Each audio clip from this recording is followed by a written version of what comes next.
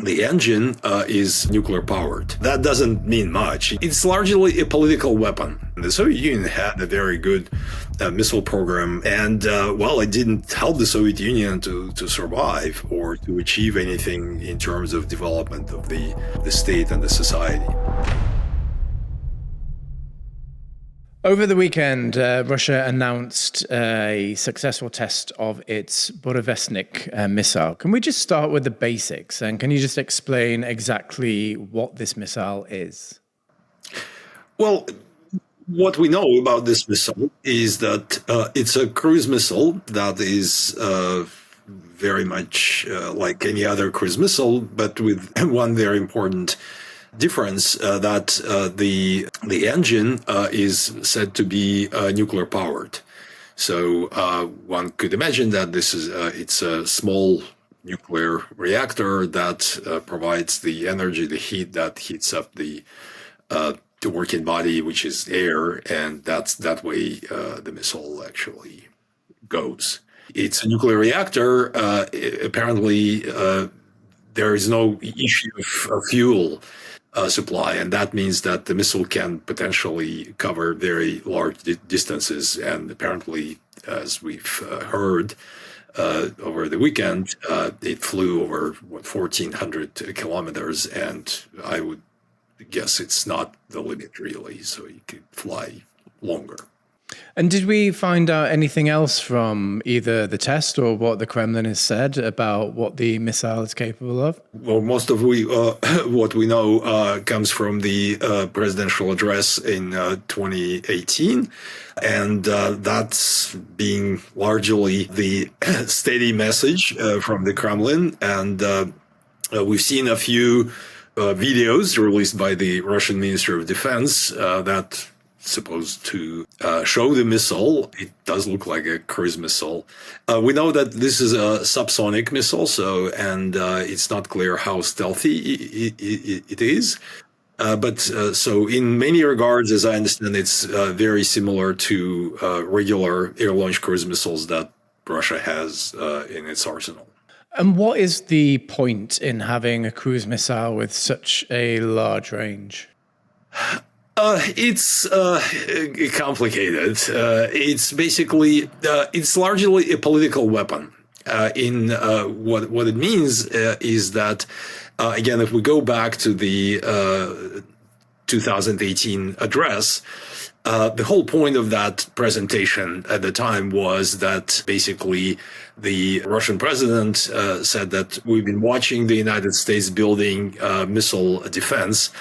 And this scenario that many people have in mind, and I think that the Kremlin has in mind as well, is that the idea of missile defense is to deny Russia the capability to retaliate, or at least pressure Russia and put Russia in a position where it feels like it cannot retaliate, because the missile defense can intercept what little forces could survive disarming U.S. strike, apparently. It's a complicated kind of theory behind this. So the thought in the Kremlin was that since we are concerned about missile defense, then we need to do something to circumvent missile defense. And that was the key message of the address at the time, that, you are building missile defenses and we are building systems that don't care about your missile defense. So Russia is protecting its retaliatory strike potential, and it protects its capability to retaliate.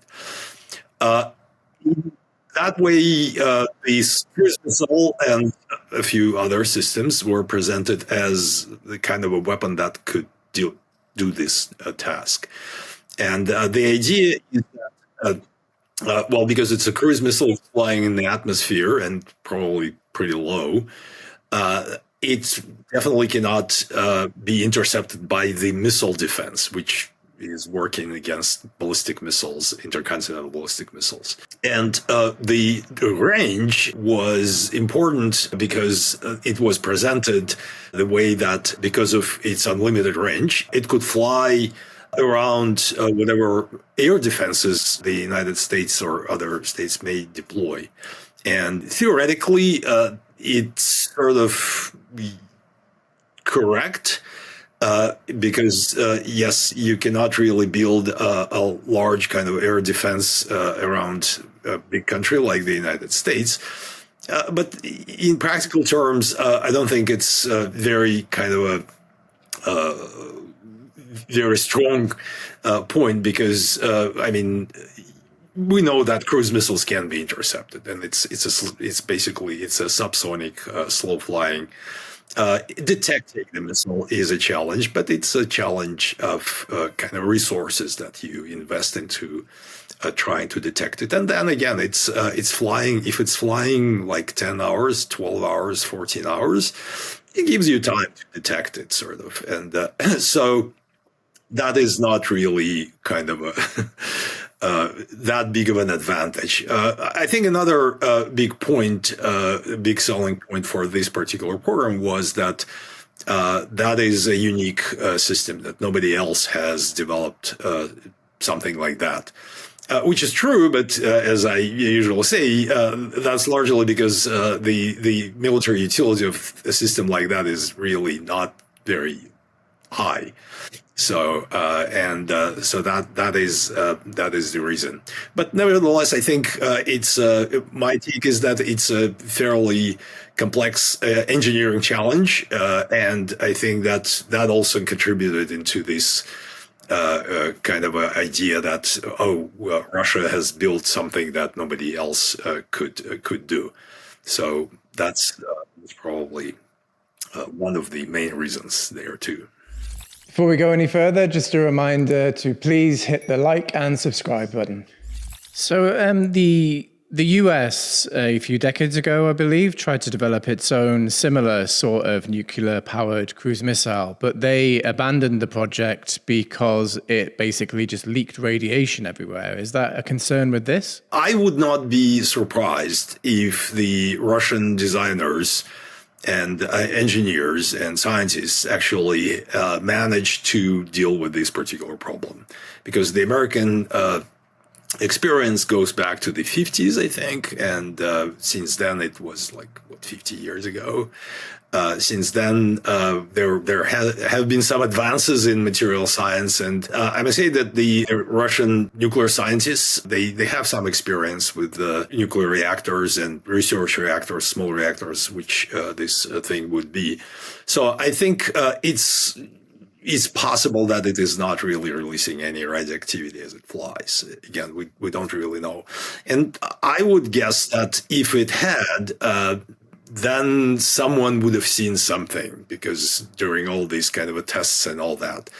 I think Norway just said that they haven't detected any radioactivity. They confirmed the test, but they said that they haven't seen any radioactive trail, which could mean that there was no radioactive trail, but it could also mean that the wind was blowing in a different direction. So I think the jury is kind of still out on this one, but I would be kind of cautious in making definitive statements in that regard. Obviously, at the moment, geopolitically, there is quite a lot going on, quite a lot of it involving Russia. Why has this test happened now? Is it related to that, or was it just for perhaps another reason?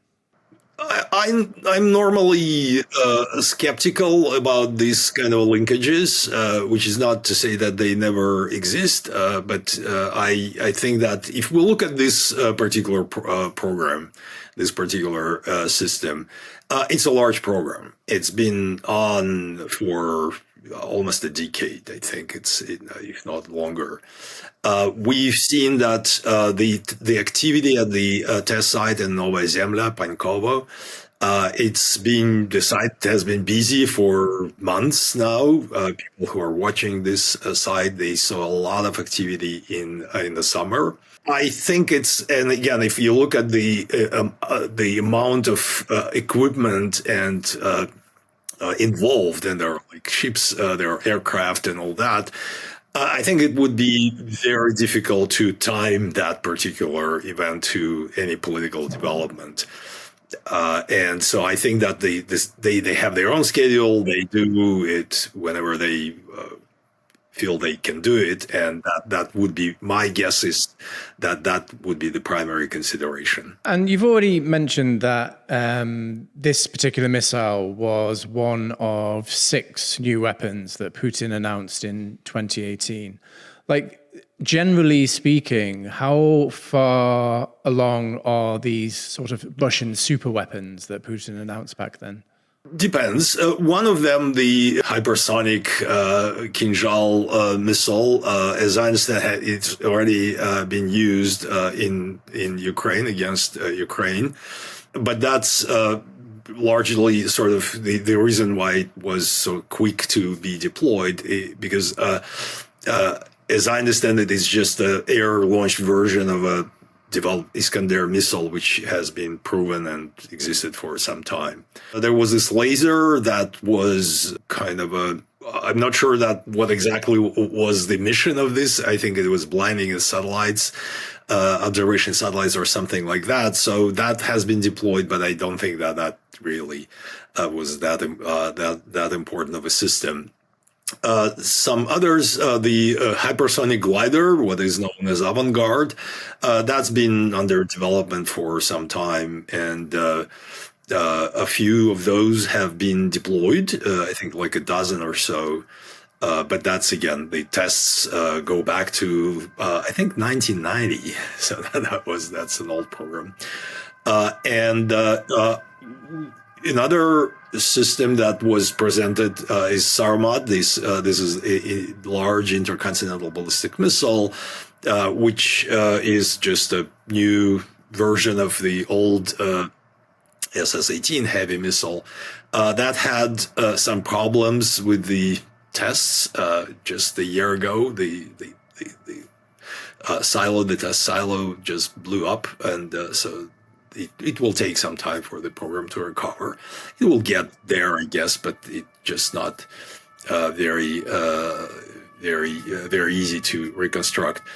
So Burevestnik, we've seen this apparently reached to the point of the tests. There was another kind of a nuclear-powered system, that the underwater drone. We haven't heard much about that. It appears that it is going forward, but then again, it's very difficult to see how that kind of a system would make a big difference in terms of strategic